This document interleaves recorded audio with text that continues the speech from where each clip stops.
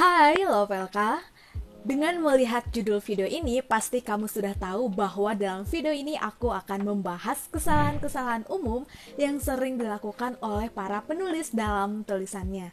Kesalahan-kesalahan yang aku sampaikan dalam video ini merupakan hasil observasi aku terhadap naskah-naskah yang masuk ke penerbit literatur karya.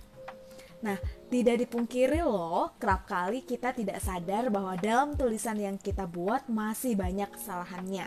Kesalahan ini bisa terjadi karena banyak faktor, dua diantaranya adalah karena tidak tahu akan kaidah dan sudah tahu tetapi teledor. Wah, karena itu kamu harus hati-hati ya. Dan agar kesalahan yang sama tidak terulang lagi, kamu tonton video ini sampai akhir ya. Karena kesalahan umum yang sering dilakukan oleh penulis itu cukup banyak, menyangkut isi tulisan dan kaidah bahasa Indonesia, pembahasannya juga tidak akan cukup dibahas dalam sekali waktu, maka di video ini aku hanya akan fokus pada masalah ejaan dan tata bahasa Indonesia saja.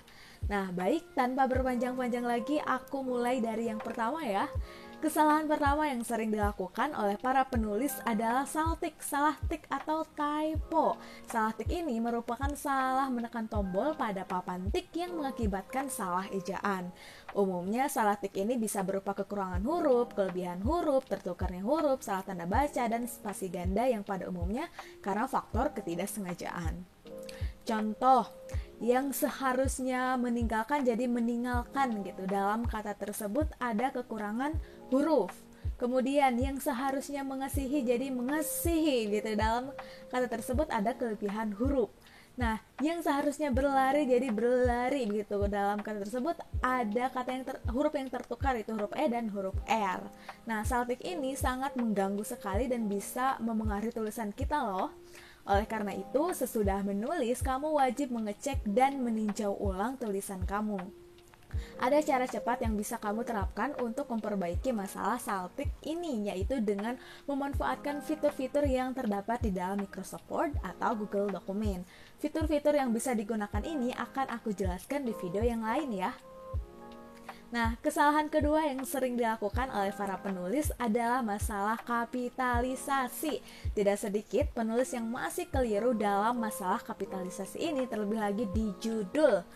Pada dasarnya, dalam bahasa Indonesia, semua huruf awal di judul ditulis secara kapital kecuali kata depan seperti di, ke, dari, kata hubung atau konjungsi seperti dan atau ketika, adalah, yang, terhadap, sebagai, dan sebagainya yang terdapat di tengah-tengah kalimat. Apabila kata depan dan kata hubung tersebut berada di awal kalimat, maka huruf awalnya harus ditulis secara kapital. Contoh nih, judulnya adalah Kenangan dan Yogyakarta. Penulisan kata dan dalam judul tersebut salah sebab ditulis secara kapital atau awal kapital, padahal dan di sana berada di tengah-tengah kalimat. Yang betulnya adalah Kenangan dan Yogyakarta dengan kata dan tidak diawali huruf kapital. Contoh lain, yang terbuang dan terhempas. Meskipun kata yang merupakan kata hubung, penulisannya harus diawali oleh huruf kapital karena kata tersebut berada di awal kalimat. Jelas ya? Semoga bisa dipahami dengan baik. Oke, sekarang kita lanjut ke kesalahan berikutnya.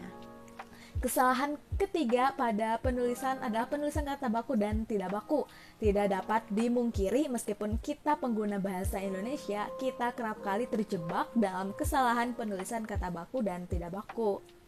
Nah, contoh yang paling umum adalah kata terima kasih dan orang tua. Banyak sekali dari kita yang menulis terima kasih dengan disatukan, padahal seharusnya dipisah. Begitupun dengan kata orang tua. Banyak penulis yang masih menulis kata orang tua secara tersambung. Ini contoh yang sangat sederhana sekali. Contoh lainnya adalah kata mengubah ditulis merubah, praktik ditulis praktek. Nah, agar kita selaku penulis bisa lebih peka dan paham dengan penggunaan kata baku dan tidak baku, kita harus lebih banyak lagi membaca dan menulis serta berbicara dengan bahasa yang baku atau barangkali bisa sering mengecek KBBI. Nah, kesalahan keempat adalah penulisan partikel pun. Pada dasarnya, partikel pun ditulis secara terpisah dari kata yang mengikutinya. atau mendahulunya. Kebanyakan para penulis masih belum bisa membedakan partikel pun saja dengan partikel lain yang mengandung pun, sehingga penulisannya sering kali keliru dan tertukar-tukar. Apapun yang seharusnya ditulis secara terpisah malah ditulis secara tersambung. Agar kamu bisa membedakan penggunaan partikel pun saja dengan partikel lain yang mengandung pun, maka tinggal hafalkan saja. Setidaknya ada 12 partikel yang mengandung pun dan penulisannya disambung atau tidak boleh dipisah. Kedua belas partikel tersebut diantaranya adalah adapun, andaipun, ataupun, bagaimanapun, biarpun, kalaupun, kendatipun, maupun, meskipun, sekalipun, begitu, walaupun. Nah, selain kedua belas kata tersebut, penulisan partikel pun harus dipisah ya. Nah, Love LK itu dia merupakan 4 kesalahan umum yang sering dilakukan oleh para penulis di dalam tulisannya. Sekarang kamu sudah tahu, jika kamu sering menulis fiksi ataupun non-fiksi, ya jangan kembali mengulang kesalahan-kesalahan itu begitu. Nah, sebenarnya masih banyak sekali kesalahan-kesalahan lain.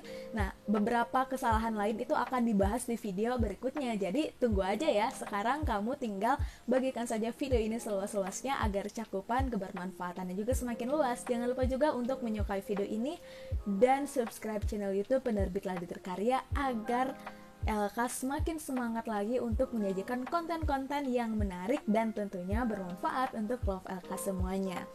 Oke, video ini sampai di sini saja. Terima kasih ya kamu sudah menonton video ini. Sampai jumpa di video yang lain. Bye-bye.